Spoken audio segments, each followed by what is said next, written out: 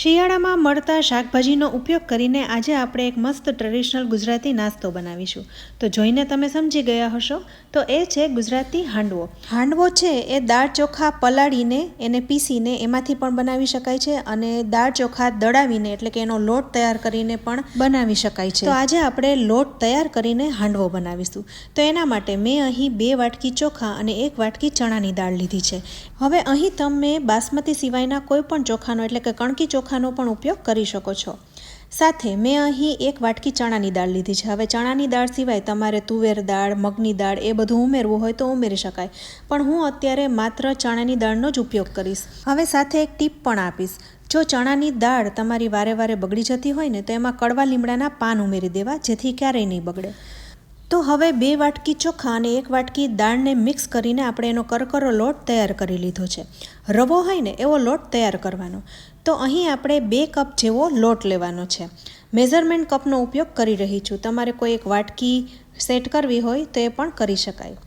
હવે અડધો કપ જેવું ખાટું દહીં લઈશું. અત્યારે શિયાળો છે, ઠંડી છે, એટલે આથો સરસ આવી જાય એ માટે ખાટા દહીંનો ઉપયોગ કર્યો છે. સાથે 1 કપ પાણી ઉમેરી દઈશું. તો આ પરફેક્ટ માપ છે, કારણ કે જો બેટર વધારે પડતું ઢીલું થઈ ગયું ને તો આથો પ્રોપર રીતના આવશે નહીં. એટલે આ માપ મુજબ પાણી ઉમેરી બધું મિક્સ કરી લેવાનું છે. અહીં લોટ આપણે કરકરો દળ્યો છે એટલે હજુ પાણી પીશે. તો બધું મિક્સ કરીને આ મિશ્રણને આપણે ઢાંકીને 7 થી 8 કલાક માટે રાખી દેવાનું છે, એટલે સરસ આથો આવી જાય. તો એના માટે હું હાંડવાના ખીરાને માઇક્રોવેવમાં રાખી દઈશ. માઇક્રોવેવને મેં 10 મિનિટ માટે પ્રીહીટ કરી લીધું છે. તો 8 થી 9 કલાક માટે આમાં રાખી દઈશ, જેથી સવારે આમાં સરસ આથો આવી જાય. હવે 8 થી 9 કલાક પછી આપણે ખોલીને જોઈ લઈએ. તો હાંડવાના બેટરમાં સરસ આથો આવી ગયો છે. હવે મિશ્રણ છે એ તમને અહીં આપણે માપે પાણી ઉમેર્યું ને એટલે આથો સરસ આવ્યો છે. તો હવે બધું ફરી એકવાર મિક્સ કરી લઈશું. અત્યારે ખીરામાં આપણે પાણી ઉમેરવાની ઉતાવળ નહીં કરીએ. તો આપણે સૌથી પહેલાં મનગમતા શાકભાજી ઉમેરી દઈએ. તો અત્યારે અમેરિકન મકાઈ પણ સરસ આવે છે, વટાણા, ગાજર એ બધું સરસ આવે છે. તો આપણે થોડું થોડું ઉમેરી દઈશું. તો ગાજરને મેં અહીં છીણી લીધું છે. તમને દૂધી ગમે તો દૂધી પણ ઉમેરી શકો છો. હવે થોડા વટાણા લીધા છે અને સાથે થોડા મકાઈના દાણા લીધા છે. સાથે થોડી કોથમરી પણ ઉમેરીશું એટલે સુગંધ સરસ આવે. ત્યારબાદ અડધી ચમચી જેવી તીખા મરચાંની પેસ્ટ ઉમેરીશું અને 1 ચમચી જેવું આદું ઉમેરી દઈશું.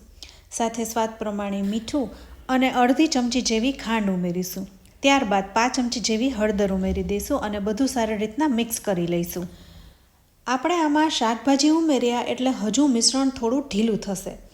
તો એકવાર ફરી આપણે મિક્સ કરી મિશ્રણને 5 થી 10 મિનિટ રેસ્ટ આપીશું.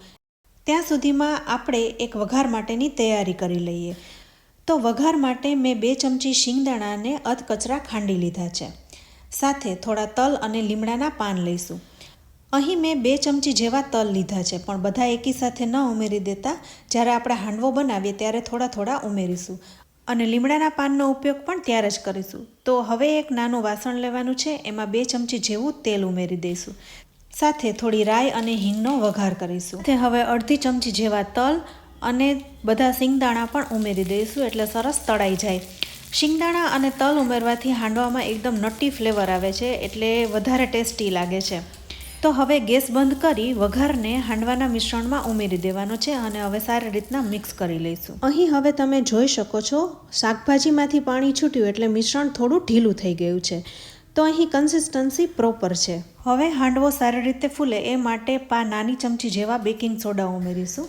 સાથે માત્ર 2 ચમચી જેવું જ પાણી ઉમેરીશું એટલે સોડા તરત એક્ટિવેટ થઈ જાય. અહીં આપણે જે વઘાર કર્યો એનું તેલ અને સોડા છે એ હાંડવાને એકદમ સોફ્ટ બનાવે છે. તો જોયું ને ફ્રેન્ડ્સ, હવે મિશ્રણની કન્સિસ્ટન્સી છે એ એકદમ પ્રોપર બની ગઈ છે. પાણી ઉમેરવાની બિલકુલ જરૂર નથી. તો હવે આપણે આમાંથી હાંડવો બનાવી લઈએ. તો એક કડાઈમાં આપણે 2 ચમચી જેવું તેલ ઉમેરીશું. તેલને કડાઈમાં સારી રીતના સ્પ્રેડ કરી દઈશું એટલે હાંડવો ચોટે નહીં. તો હવે તેલ ગરમ થઈ ચૂક્યું છે. તો આપણે થોડા તલ અને લીમડાના પાન ઉમેરીશું એટલે દેખાવ સરસ આવે. હવે આપણે આમાં 2 ચમચા જેવું હાંડવાનું મિશ્રણને ઉમેરી દઈશું. તો હાંડવાના બેટરને થોડું મિક્સ કરી લઈશું. અત્યારે ગેસની ફ્લેમ તમારે લો રાખવાની. હવે લો ફ્લેમ ઉપર જ હાંડવો કરવાનો છે, એટલે ધીરે ધીરે હાંડવો થાય ને એ વચ્ચેથી કાચો પણ નહીં રહે અને બધી બાજુથી ચડી જાય. તો અહીં મીડિયમ સાઇઝનો હાંડવો થાય એટલું મિશ્રણ ઉમેરી દીધું છે. હવે કઢાઈને 5 મિનિટ માટે ઢાંકી રાખી દઈશું. અહીં હાંડવાને ચડતા ઓછામાં ઓછી 10થી 12 મિનિટ થશે. નીચેની સાઈડથી બરોબર થઈ જાય ત્યારબાદ એની સાઈડ ફેરવી લઈશું.